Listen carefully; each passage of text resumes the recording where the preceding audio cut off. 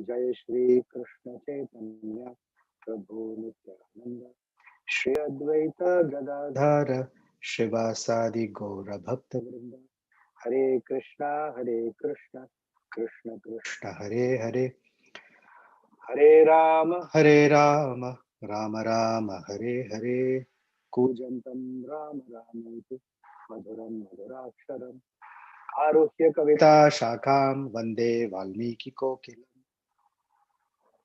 मनोजवं मारुततुल्यवेगं जितेन्द्रियं तेजसां वरिष्ठं वातात्मजं वानरयूथमुख्यं श्रीरामदूतं शिरसा नमामि आपदामपहर्तारं दातारं सर्वसम्पदां लोकाभिरामं श्रीरामं भूयो भूयो नमाम्यहम् दक्षिणे लक्ष्मणो यस्य वामे च जनकात्मजा पुरतो मारुतिर्यस्य तं वन्दे रघुनन्दनम्.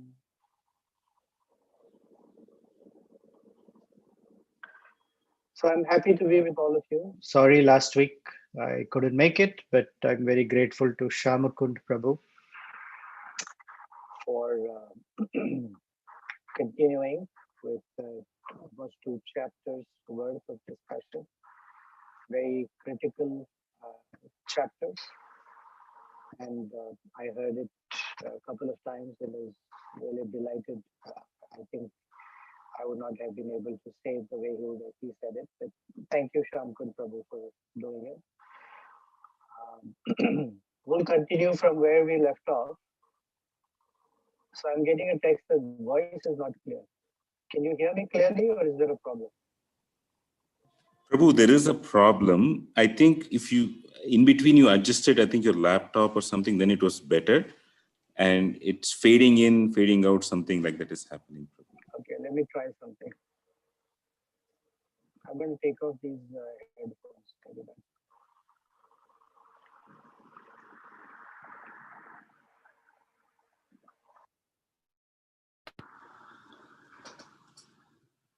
Okay, is this better? Can you hear me better? Absolutely fantastic, Prabhu.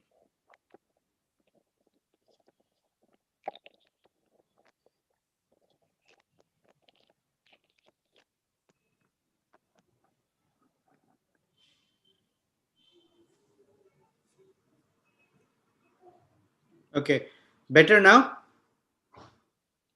Yes, Prabhu, perfect. Okay. All right. So we will continue from chapter 46 onwards. This is Aranyakanda, chapter 46. And please excuse the ambient noise. With the headphones, you may not be able to hear the ambient noise, but this is clearer and there's some vehicles moving here and there. So the situation is that Lakshmana, with a very heavy heart, left Sita Devi, constantly looking back to make sure that she's all right, went in search search of Ramachandra. And the chapter begins with that statement, Taya Parusham Uktaha, having been spoken very rudely by her, Tu Kupito Raghava Anujaha. Lakshmana was very angry. He was irritated. He was angry because one may wonder, what is Lakshmana's anger? So externally, it may look like he's angry because she spoke to him in a very rude manner. And one may even come to such a conclusion. But if we know Lakshmana's heart, it is not possible that he is angry at her. He is angry at the situation. He is angry at himself that he has to leave Sita Devi and go to meet Ramachandra.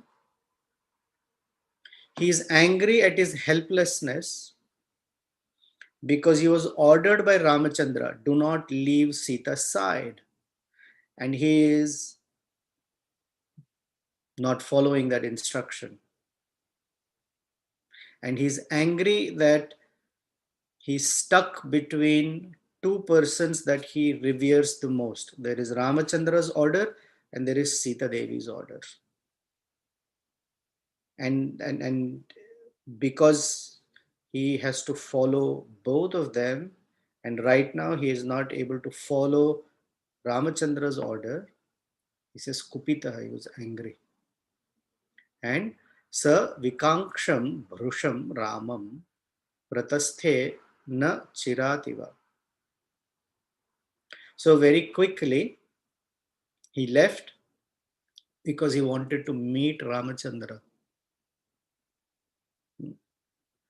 Then, as soon as Lakshmana left, Ravana appeared on scene.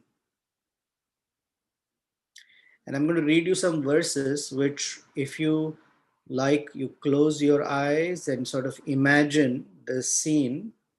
I tried to do that and I actually became very scared, imagining Ravana appearing in the presence of Sita. And the verse that we should parallelly understand what is happening is from Chaitanya Charitamrita.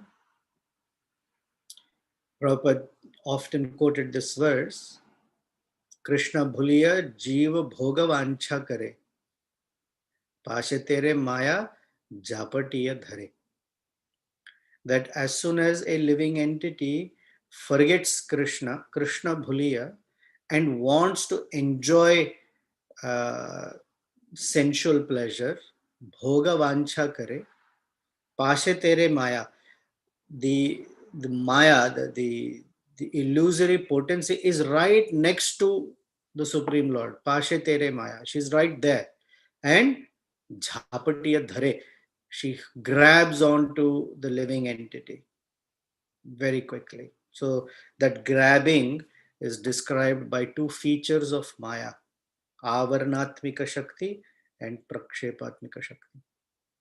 Avarnatmika means to cover. It covers one's sense of relationship and sense of reality in relation to Krishna. And prakshepatmika means throws one or guides one into performing activities that are detrimental to oneself. So Sita Devi, for now, we should look at ourselves in the role of Sita Devi. This is our story that is being played out. Now, last night I was sharing this analogy. When Janmashtami, Radhashtami, or Ramanavami, or Narasimha Chaturdasi, any festivals appear, the devotees gather and put together a play, a drama. And in front of the deities, we act out their pastimes. The deities see it and they're pleased by it. The devotees also. Exactly similar in one sense, Sita, Ramachandra, and Lakshmana are putting together our story in Dandakaranya for us to see. So what is happening with Sita is actually our story. And that is Krishna bhuliya jiva bhogavancha kare, pasha tere maya tare jhapatiya dhare. Completely takes up. So, and that is Ravana. And here's how Ravana appears. Tada asadya dashagrivaha kshipram antaramasthitaha abhichakramah vaidehim parivrajaka rupa dhruk. Tada, right then, dashagriva, Ravana, 10-headed, kshipram antara asthita. He just showed up very quickly because he was right there. He showed up at the ashrama. And he was wearing the dress of or he had taken the form of a wandering mendicant, parivrajaka. We recite after Aarti, we say Shri Srimad Parivrajaka Ashtottara Shata Shri Srimad Srila Bhakti Vedanta Swami Srila Prabhupada ki Jai. So Vraja means to go. Parivrajaka means one who goes here and there, wanders all the time. Rupa, that's the form he took. And Vaidehim Abhichakramaha, he moved closer to or towards Sita Devi. Okay. How was he dressed? Shlakshana Kashaya Samvita. Shlakshana means very shining, smooth, well formed. Kashaya, saffron color dress. Samvitaha. He had wrapped himself in very fine saffron cloth. Shikhi, he had a shikha. So the Acharya's comment that he was a Tridandi sannyasi. Chatri, he had an umbrella. Upanahi, he had sandals or shoes. Vamecha amse, on his left shoulder, ataha shubhe yushti kamandulam. This chhatri, the umbrella, was resting on his left shoulder. And hanging from that umbrella was a yashti kamandalu. Kamandalu is a water pot. Though generally water pots are made of metal, but wandering sannyasis take a pumpkin like gourd. So think of it as a butternut squash. And if you dry it and make it hollow, it acts as a great water pot. Okay. Atha Shubhe Yashti Kamandalu. So very Shubhe is very bright and shining.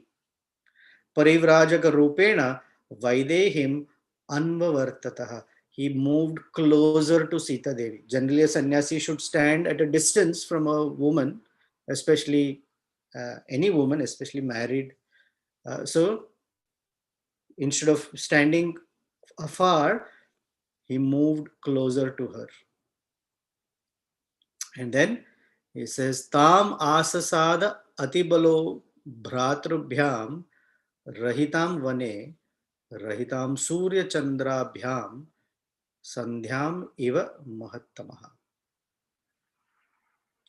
If you try to imagine Ravana moving closer to Sita Devi, gives me a shudder in my spine. Moving closer to Sita Devi was like when the sun sets in the evening and that point of time where the dusk actually becomes night. There is a very eerie and quiet sense of darkness that covers the sky.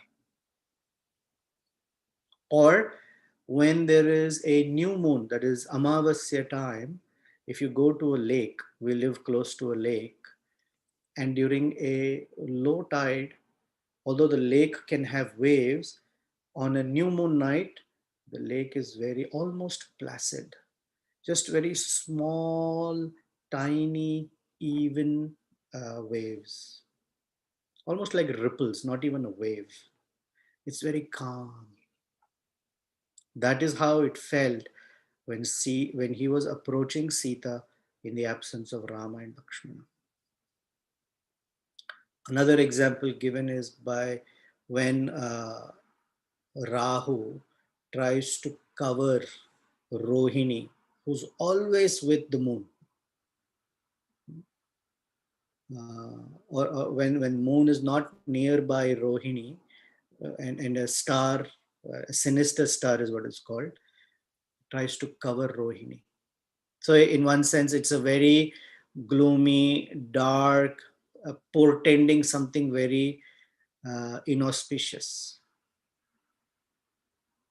And when Ravana had been there in Janasthan and moving close to Sita Devi, the trees who would otherwise sway in the breeze of Janasthan stood still, because the trees were afraid of Ravana. And the breeze that was flowing also just stopped. So it was not only, sometimes when breeze blows and you see the trees shaking, it feels very delightful. but the trees were standing still. The air was not moving because the trees were afraid. And right close to their ashram was Godavari river. Okay, generally she flows with some nice speed with cascading waters. Shighra shrotah cha tam drashtva vikshantam raktalochanaha.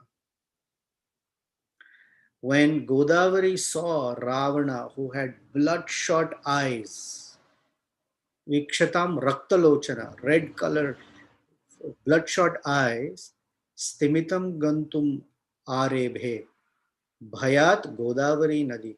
She became so scared of Ravana that instead of moving with cascades, she almost became still and moved very, very slowly, being afraid what Ravana might do to her.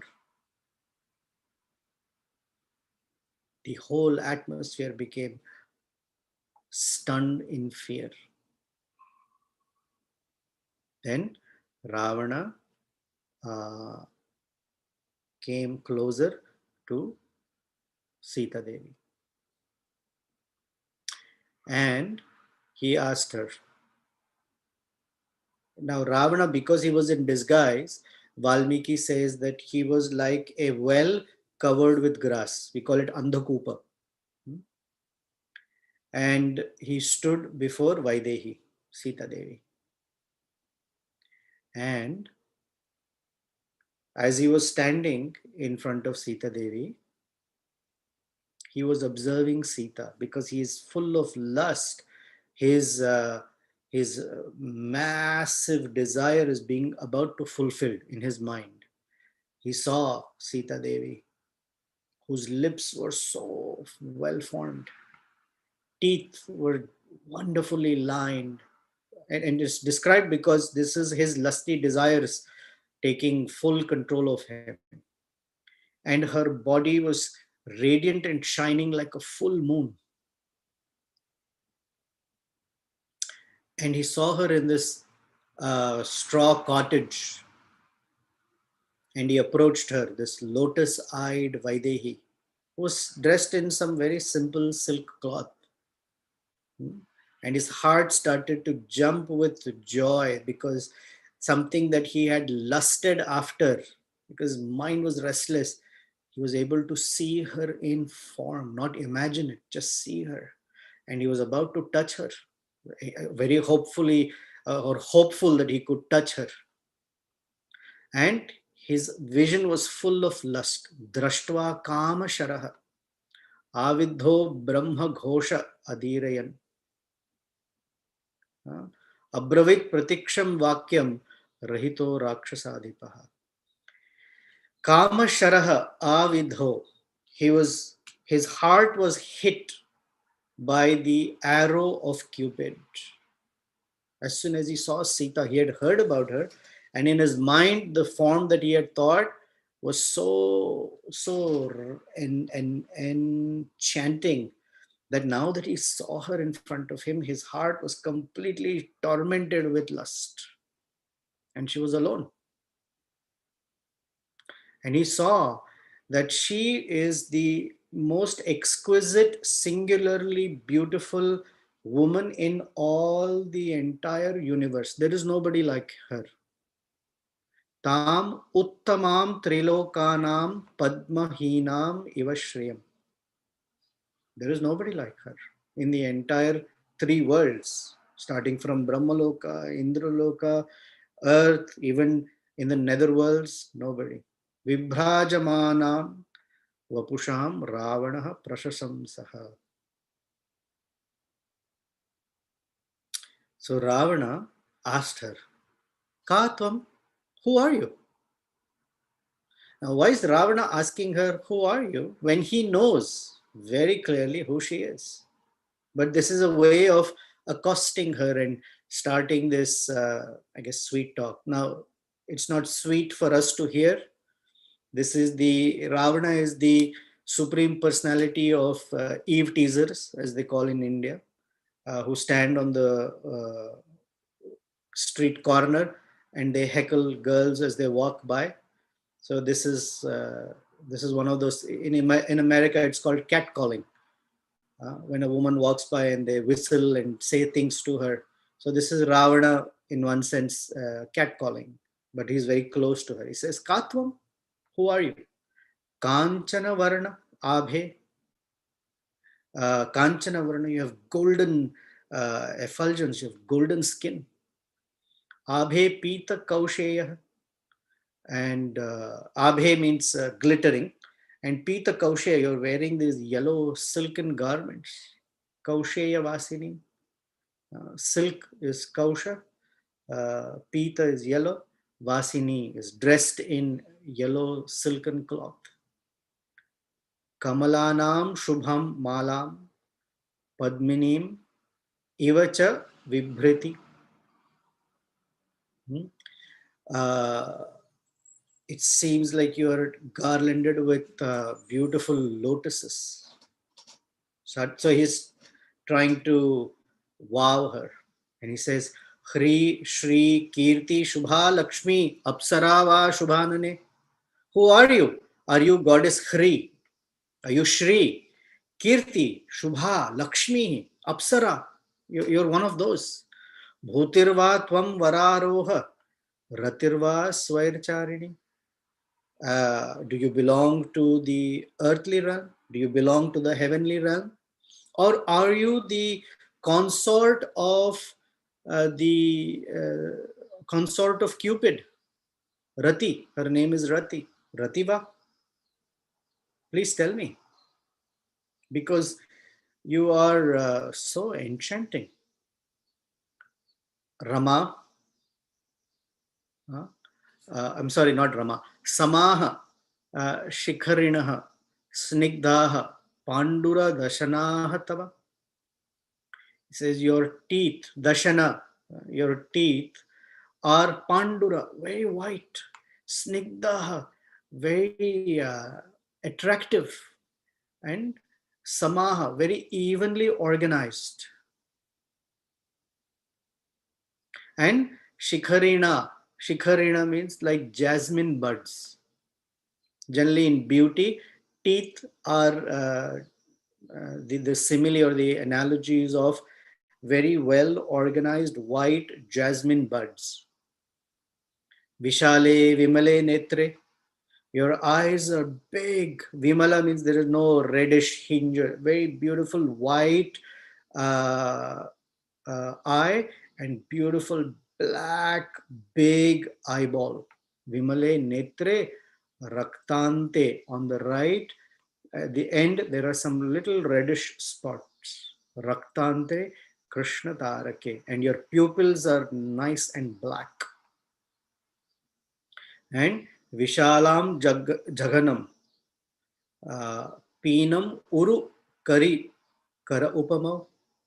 Kari Kara means like the trunk of an elephant. Kari is elephant. Kari Kara Upama, like the trunk of an elephant. And what are those limbs that are like the trunk of an elephant? Vishalam Jagnam. Your hips are very broad and beautiful. Your thighs are very well shaped. And then he describes her waist, her breasts, her shoulders, her arms. He says, oh, you are so beautiful. Your skin is smooth, shining. Your whole body is so well formed. It is most attractive and enchanting. And then he says, Charu Smite, Charu Dati, Charu Netre Vishalini. Everything about you is beautiful and attractive. Charu. Charu Smite, your smile is very beautiful, alluring. Charu Dati, your teeth are very sweet looking and alluring. Charu Netre, your eyes are bewitching. Manoharasi me Rame, Nadi Kulam Iva Ambhasaha. Manoharasi, you're stealing my heart.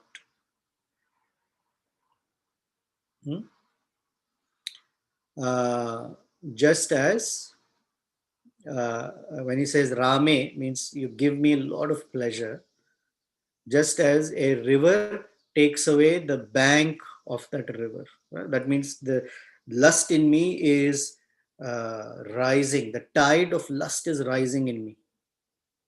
And you don't seem to be one that belongs to this earthly realm. Na eva devi, na gandharvi, na yakshi, na kinkari. Na evam rupa maya nari drashta purva mahitale. On this entire earth planet, na purva drashta. I have never seen one like you before. You're so fragile, you're so youthful. Why are you living in this forest here? Hmm? I am surprised.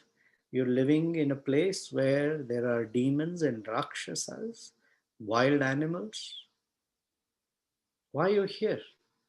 In fact, you deserve to live on the rooftop of skyscrapers, like we say in America, penthouses, like on the top, in the best, wearing very rich royal garments, walking around in pleasure gardens that are full of cooing birds and fragrant flowers and very delightful creepers and vines. You should be living there. You should be wearing the best of garlands, using the best of perfumes, eating the best of food, best clothing, wearing jewelry, so that all these will match your beauty. And you deserve the best husband. Me. Bhartaram cha varam manye. You deserve the best husband. Katvam. Who are you? And Bhavasi Rudranam Marutam Va Shuchismite. Who are you? Do you belong to the Rudras? Do you belong to the Maruts? Do you belong to the Vasus? Vararoha, your waist is so beautifully formed and slender. Devata Pratibhasime, I think of you, you're a goddess. So please tell me. And he has said more, but I'm going to skip some because it's annoying for me to keep reading his very shameless description of her beauty. But he talks to her, why are you in this forest? Where are you from? Etc. etc. So when she heard this Ravana's questioning, um, she got up from where she was and gave him the proper respect because he was dressing as a sannyasi and uh, had appeared at her door as a guest. And Atithi Devo Bhava. So she got a seat for him, then gave him a water pot to wash his feet, and said to him, food is ready. And while she's about to tell him food is almost ready, she saw that there was this saffron robed sannyasi with a bowl for begging food, a water pot. Uh, she didn't want to refute him directly because it would be disrespectful, because he has come as a brahmana or a sannyasi, and it is not proper to disrespect him. But something didn't seem right. So what she did is she took a blade of grass and she placed it in front of him. Iyam Brusi Brahmana Kamam Asyatam. Asyatam means please sit. Idam cha Padabhyam Pratigruhyatam iti. Here is water, please take it for washing your hands and feet. Idam cha Siddham Vanajatam Uttamam. Here, uh, here are things that are grown in the forest for you. Tvadartham avyagram iha upa bhujyatam. And please eat them. Here are some snacks like things. Please eat uh, and be pleased. Then, while she was saying all this, Ravana was thoroughly examining her. And then he decided at that point, okay, time has come that I should take her away. Then she started looking here and there, waiting for Ramachandra and Lakshmana to return, because according to Vedic custom, she, as a married woman, should not talk to random strangers. Now, in her situation, because her husband and brother in law are not there, she even had to speak to this sannyasi. So, chapter 47 begins with Ravana deciding to abduct Sita. Then she herself said, oh, he is a Brahmana. He has arrived, Atithi, he has come at a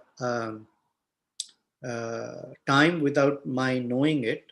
Brahmana cha Atithi cha esha anukto, he shapet mama. So if I don't answer his questions, I'm scared that he might curse me. And she's already in a state of sadness, because just before he had arrived, she had this whole incident with Ramachandra going away, hearing the voice of Ramachandra, who she thought was in distress. Then the whole banter or situation with Lakshmana, and Lakshmana had left. So she was already in a distressed condition, and she didn't want to go from the frying pan to the fire, as they say, by displeasing a sannyasi. So she thought maybe he will curse me. So she decided to answer him. And she said, Duhita Janakasya Aham, Maithilasya Mahatmanaha. I am the daughter of the king of Mithila by the name Janaka. That's her introduction. She didn't say I'm Rama's wife. She said I am Janaka's daughter. Sita Namna, my name is Sita. Asmi and Bhadramte, may all good fortune come to you. Ramasya Mahishi Priya. I am the dear wife of Ramachandra. And then she goes into her story that I lived in the palace of Maharaj Dasharath, in the palace of the Ikshwakus, for 12 years.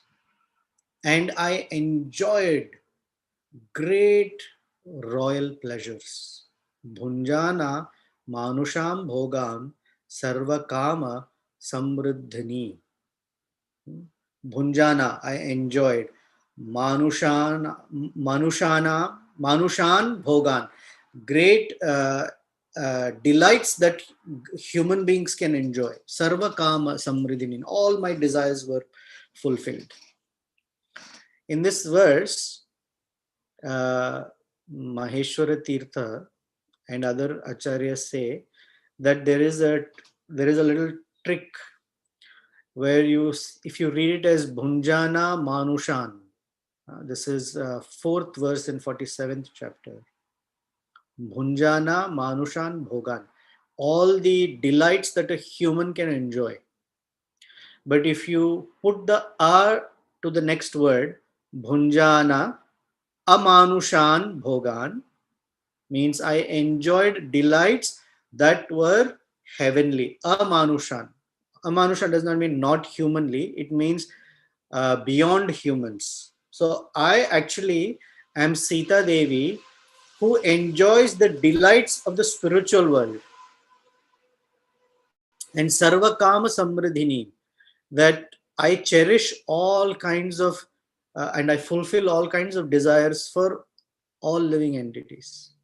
And then she says, in the 13th year, King Dasharatha wanted to crown my husband as the prince regent. He had prepared for the Abhisheka, but unfortunately, Kaikeyi, who's another queen, stepmother, she wanted her boons to be fulfilled. So she asked for two, that her son Bharata should be the king and my husband Ramachandra should go to the forest.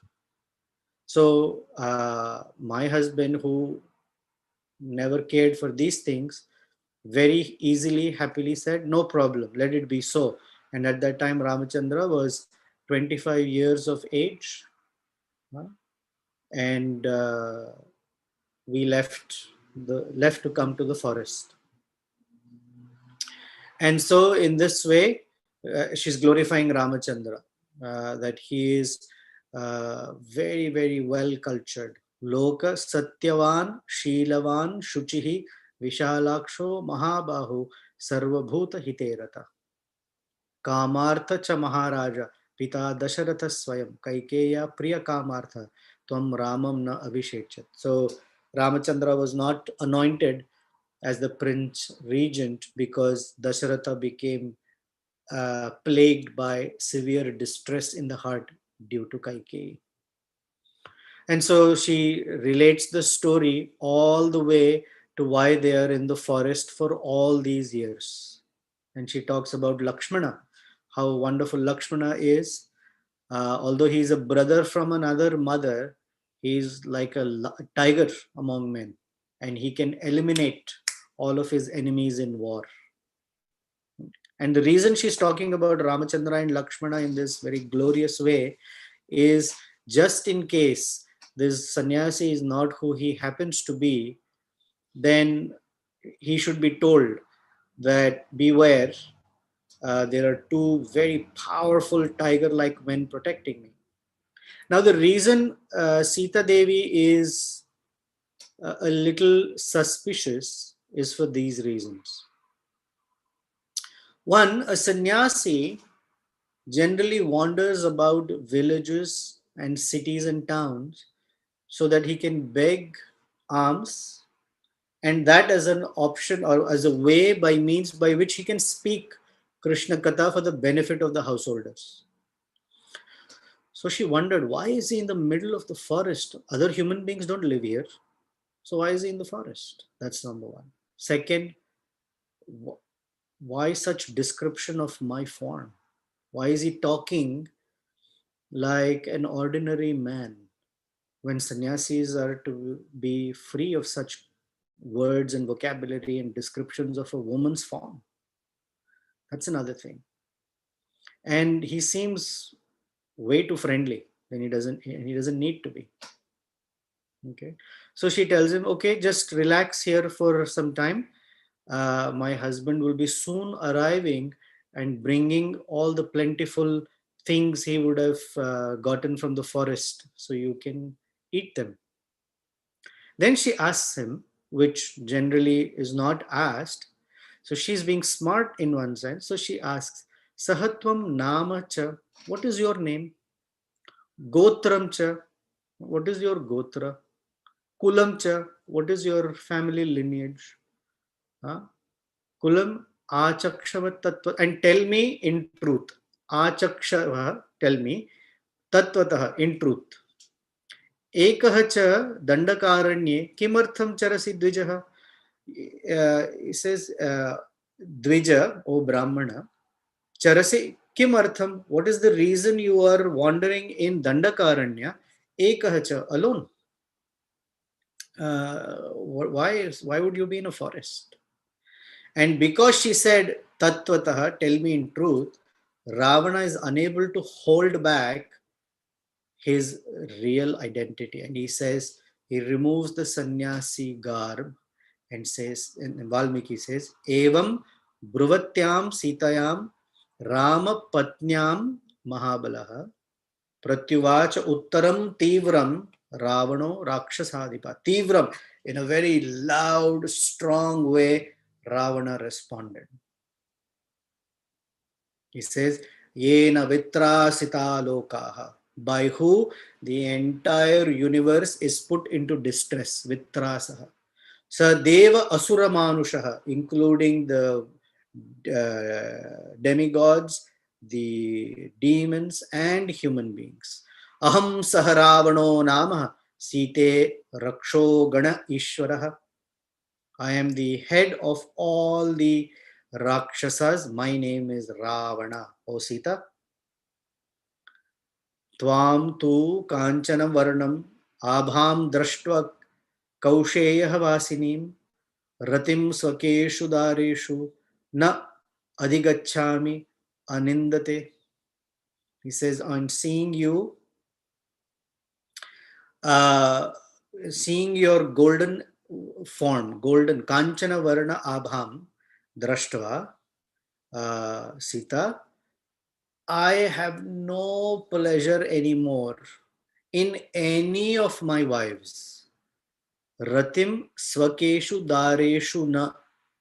I have absolutely no attraction or love for any of my wives. And he had 500 wives. And Mandodari, she is one of the most exquisite beauties in the universe. But when he sees Sita, he's not even attracted to Mandodari. And he says, you will be my primary queen. You will get the most superior status. And I will appoint 5,000 queens to serve you. And come and live with me. Lankam Nama Samudrasya Madhye Mama Mahapuri. My great city of Lanka resides right in the middle of the ocean. Sagarena Parikshipta. It is surrounded by ocean on all sides. Nivishta Girimurdhani. And my palace is at the peak of a mountain. That's what you deserve. Tatra Site Maya Sardham. There Sita along with me. Vaneshu Vicharishyasi. You can wander about the beautiful gardens and forests. Nacha Asya Vana Vasaya Sprahasyashi Bhamini. Oh, beautiful lady. This is trashy forest. What are you living in this horrible Dandagaranya? Panchadasya Sahasrani. 5,000 dasis will be at your service. Site Parichashayanti Bharya Bhavasi me yadi. If you become my wife, Paricharishyati. If you become my wife and roam around with me, 5,000 uh, dasis or servants will do. Having said this, Sita made a very strong reply back to Ravana, which I want to go verse by verse because it's fantastic. I don't have the time today. I want to pause here and see if you have any questions or comments.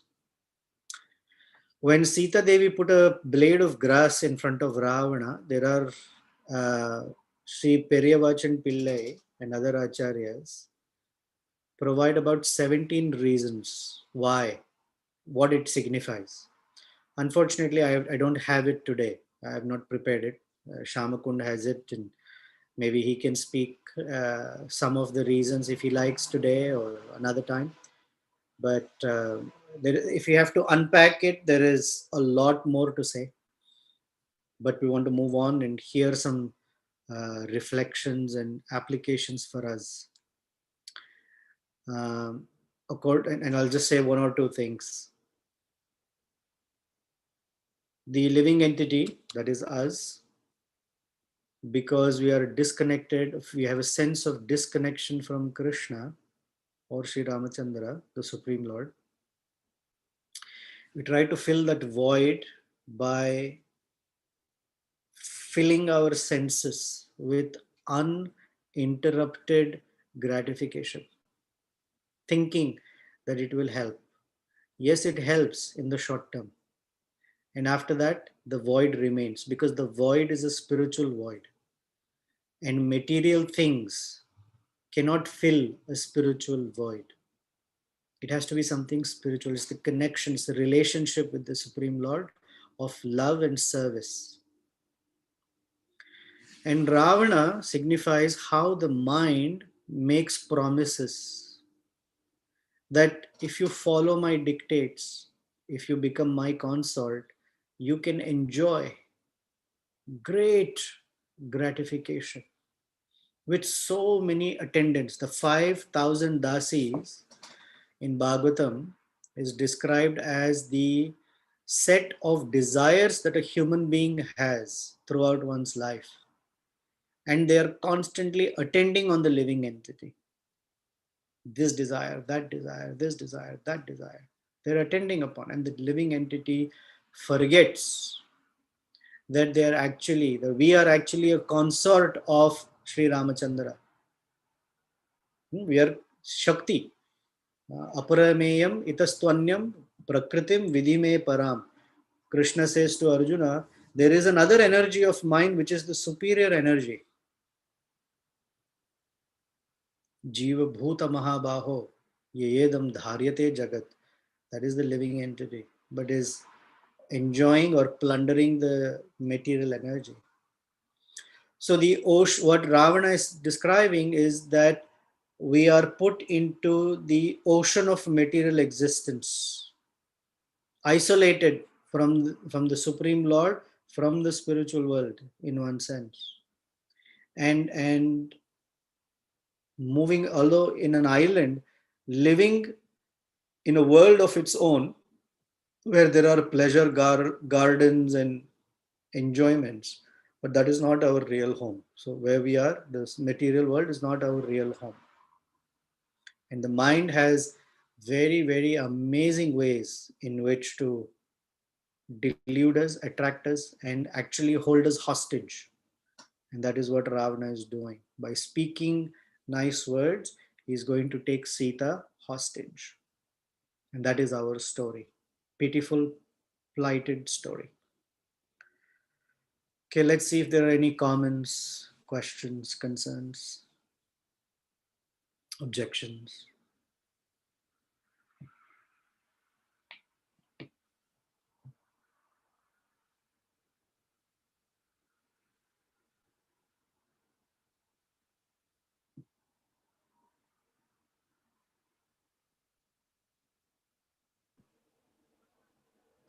Hare Krishna.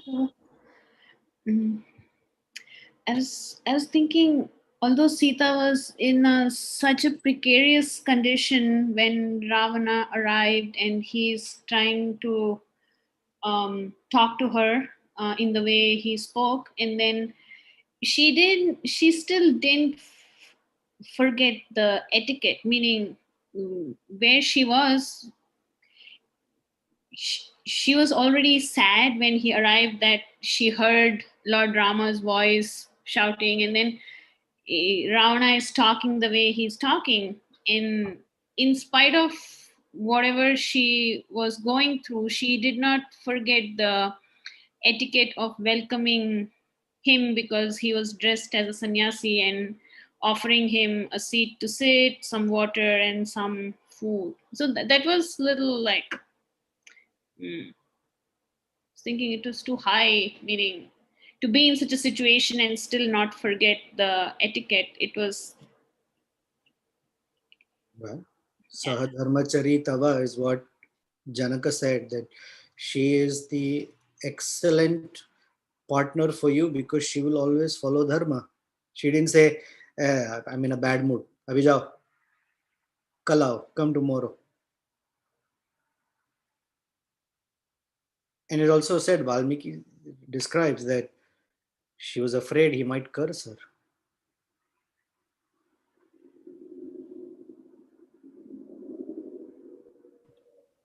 I was just reflecting on that. I didn't have a question. Thank you. Okay, great.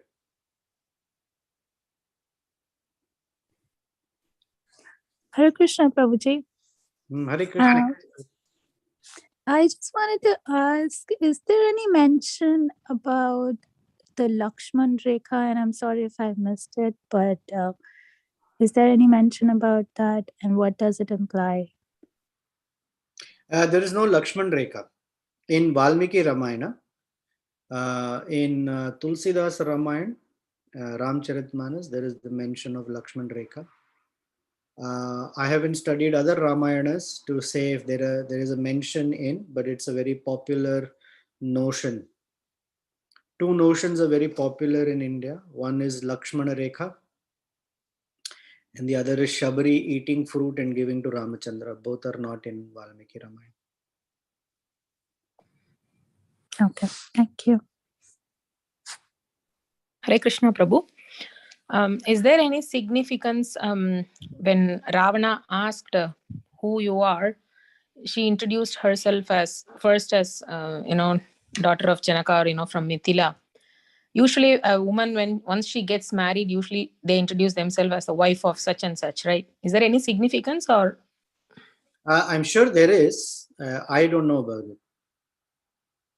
Um, but the sense of belonging to uh, the family that she was born into is strong. So that's the identification that she has.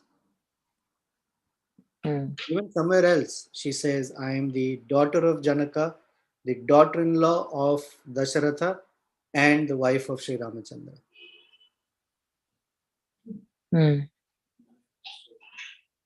Okay.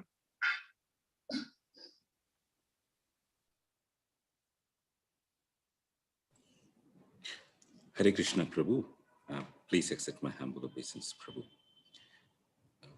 Prabhu, towards the end of this session, you made a very deep, you spoke a very deep point that when a soul tries to fulfill its lack of fulfillment by putting so many additional things like what we're hearing from Ravana now.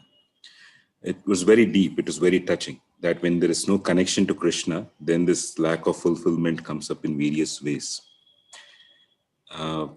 It's in and of itself, it's actually, I'd like to thank you for bringing it out, because that is a clear marker for us that if our mind is going somewhere other than Krishna or our Lord Ramachandra, then automatically it indicates where our focus is not on it, where something else will fill in. Now, given this is the situation, it so happens that at the level of a sadhaka, our practice may be quite distracted or inattentive too. And as a result, although we spend time, say with the holy name or with the scriptures, we don't find a sense of fulfillment in connection with Krishna. So it is a theoretical point that when we are not satisfied in the relationship with the Supreme Lord, we try to fill in our sensual enjoyments, we try to fill it in. That's one thing. And here we are on the sadhaka path where we are not able to give full attention to. So in such a situation, it seems that we will easily fall prey to sense gratification and going away from Krishna and enjoying in Lankapuri. So any steps that you think we can take here, which can help us to strengthen us in our path here? Sure, good question. I can't take credit for what you're saying is a deep statement. It is just a rewording of Prabhupada's statement in Ishopanishad of the verse Purnamada Purnamidam Purnat Purnamudachyate Purnasya Purnamadaya Purnameva Vashishyate, in which Prabhupada says that every living entity is complete and whole, and any sense of incompleteness is due to lack of connection with the absolute complete whole. So it's just a reword of that. And that's Prabhupada's grand statement. We are spiritual in nature, trapped in a material body. And the force of material energy is such that, and our own conditioning, because we have been habituated to matter, is that the natural, I shouldn't say natural, but the conditioned pull is towards material energy. And the process of bhakti is to consciously, deliberately move in the direction of the Supreme Lord and his service. Actually, the Supreme Lord and his consort and their service, never alone. So these two energies, if you will, are constantly pulling at us. And the living entity, us, depending upon the disposition, that corresponding energy will pull. If I turn my attention towards the Supreme and his consort, the spiritual potency will pull. If I turn my head away or my disposition away, the material energy will pull. So I may be chanting my rounds, doing this on this direction, the behaviors is this way, but my internal orientation may be that way. And that's what then depends on which energy will pull.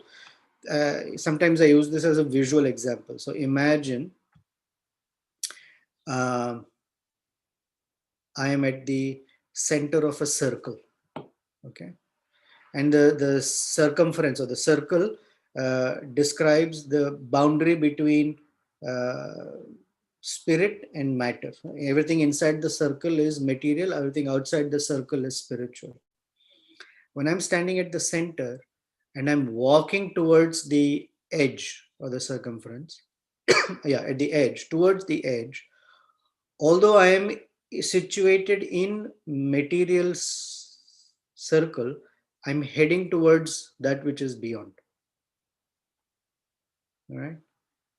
The other way one can think of it is I may be situated near the edge, or I may be situated outside the circle, but I'm walking towards the center of the circle.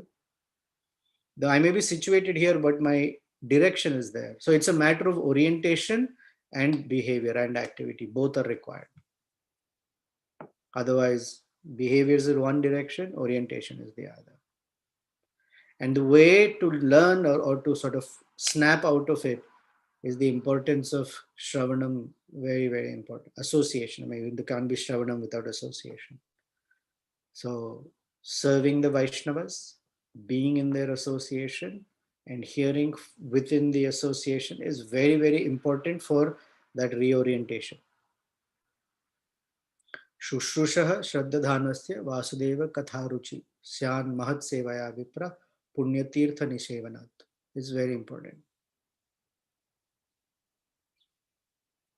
Kirtanam gives us the activity. Shravanam gives us the orientation. Shravanam, Kirtanam, Vishnu Smaranam. All three are required. They are the package. And everything else as well. Does that address what you were looking for? Yes, Prabhu. Yeah, thank you so much. It is always the association of devotees who speak katha, like we have Srila Prabhupada's and spiritual masters' recordings, and the association of devotees that we are with, where we share with each other, we help orient each other. It's very important.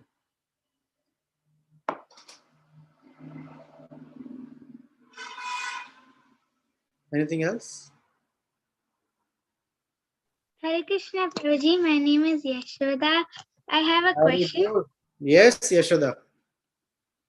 When Vedavati was talking to Ravana, when Ravana came, where did Sita go? Where is Vedavati? Saying that this Sita is not Yes, Sita, Prabhuji. it is Vedavati. Yes. Well, technically, that's Sita Devi. To directly answer your question, is in the abode of Agni.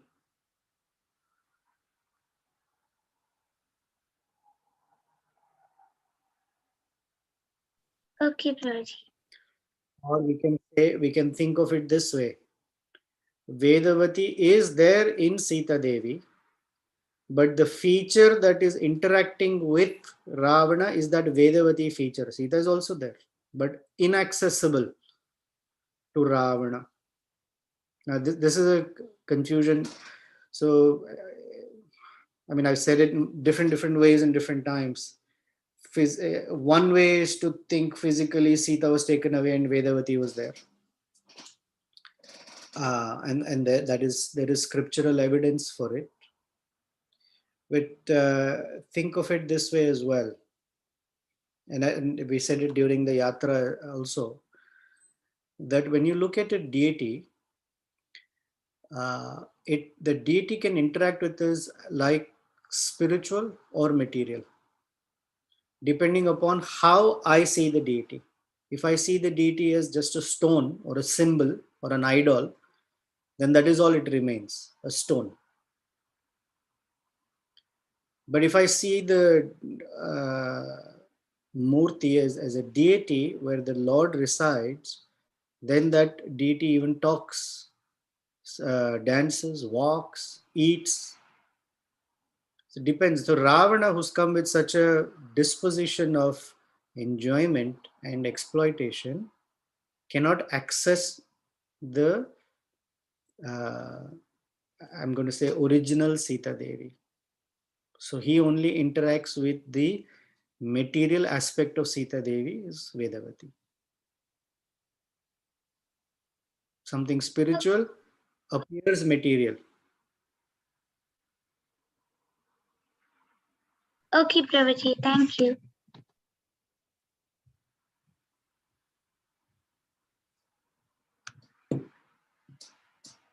Very nice class. Thank you, Yashoda. You're the one who gives Yasha. So thank you, Yashoda.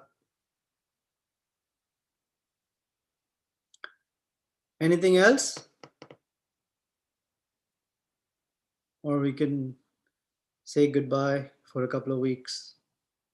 Prabhuji, I have a question. Sure. So when we talk about the basic needs like hunger and belonging, there is a pyramid, right? So how There does is a like a pyramid? There is like a, I forgot the name. yeah. Like, That pyramid is so, by Maslow Mahamuni. Yeah. so how do we see that when it comes to satisfying one's own or meeting one's own needs? Like we are there, Krishna is not in the picture there. Why not? Why should Krishna not be in the picture? If there is When we are hunger, we're eating hunger, Mahaprabhu. I understand. Okay, what else? Like belongingness or self. There's a top one about self Actualization. sufficiency. Yeah, actualization. Self-actualization means having a vibrant relationship with Krishna, living and acting in relation to Krishna.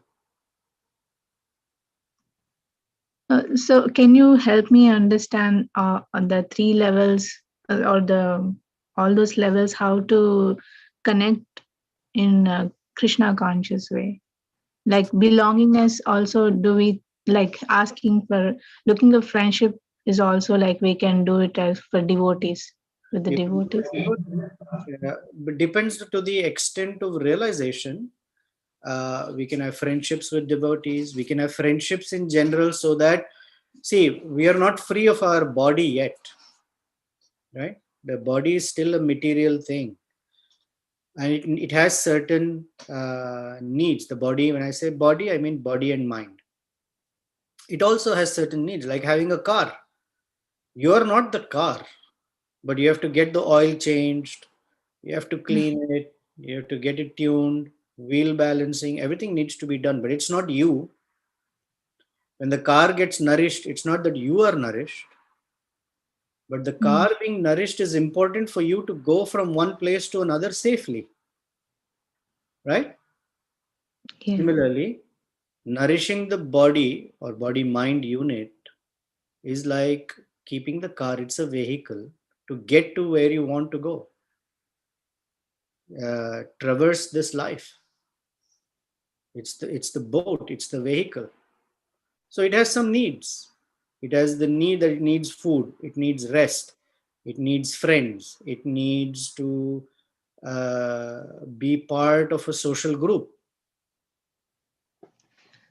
So when I'm doing that, at some point I feel like I'm forgetting Krishna. So how do I not focus too much only on that or this?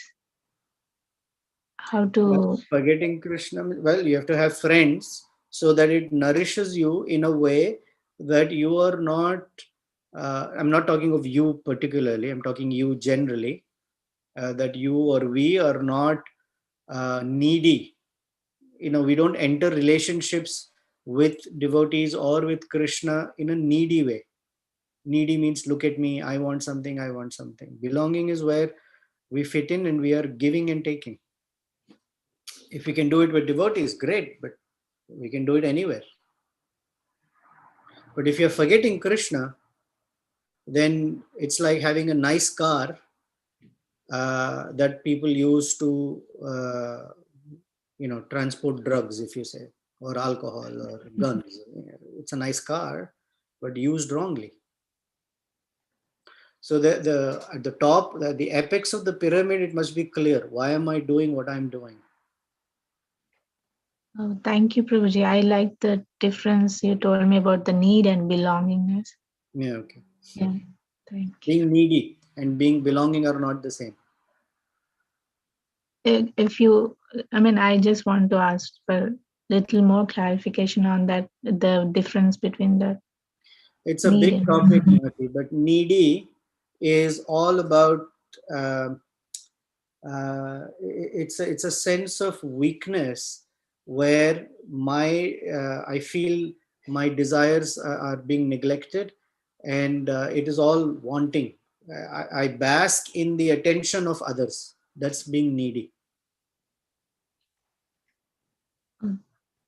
Thank you, Prabhuji. Where in such a thing, I'm not contributing, I'm only taking. That is unhealthy. Okay, so belongingness, we do both. We contribute and Dadati pratigranati, guhyamakhyati pritchati, bhunkte bhojayate. It's two-way. Thank you so much, Prabhuji. That's very helpful. Hare Krishna. Rupa Goswami never said pratigranati, akhyati, pritchati or akhyati, which are only one of them, and bhunkte, bhojayate. Both are required. So it's a two-way street, giving and taking. All right. Any other? Should we stop? Hare Krishna, Prabhuji. Please accept my apologies. Prabhuji, I was hearing this when you explained about how Ravana was eulogizing Mother Sita, and it felt very repulsive, like you said. But on the other hand, when we see the interaction or the discussion between Agnidra and Purvachitti in Canto 5,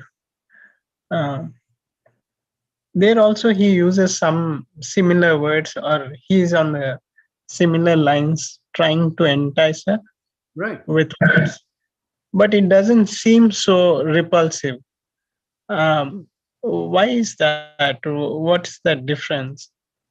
Because words by themselves, so two things. One, words by themselves are not so effective as the persons using those words. Okay? For example, the same Bhagavatam describes, Shukadeva Goswami is describing the beauty of some Devi or Apsara.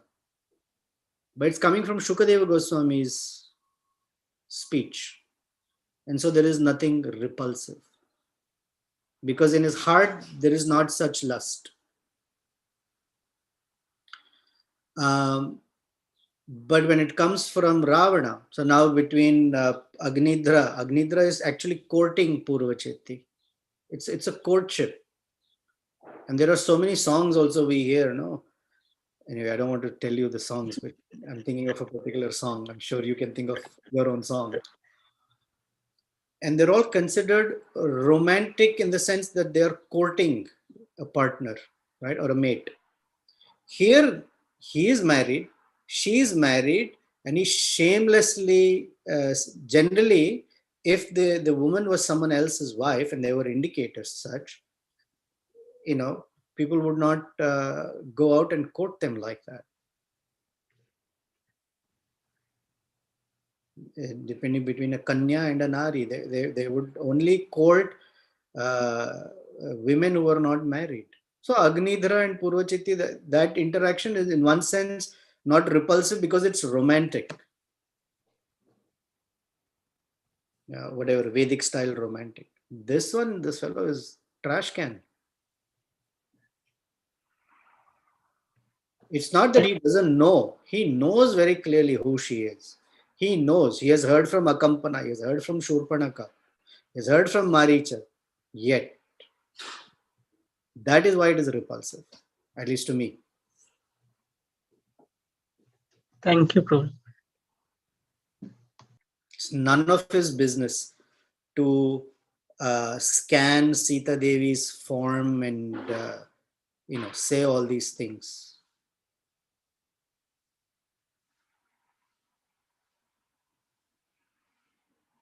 Obnoxious fellow. And he gets a very, very befitting reply from Sita Devi. We'll hear the verses when we meet next time.